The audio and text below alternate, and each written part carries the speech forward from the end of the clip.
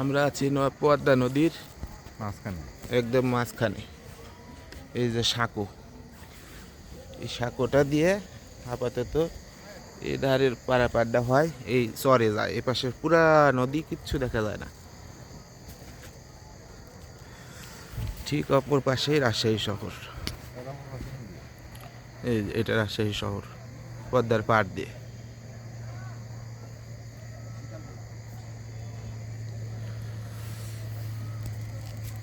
মামা, কি অবস্থা? এই তো ভালো।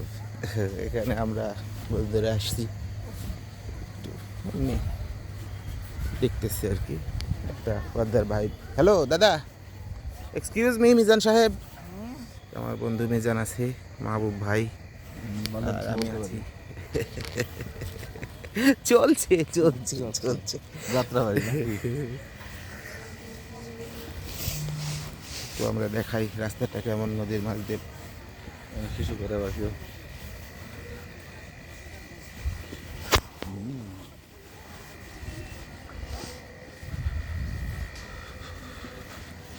অনেক শীত, অনেক শীত রাজশাহীতে।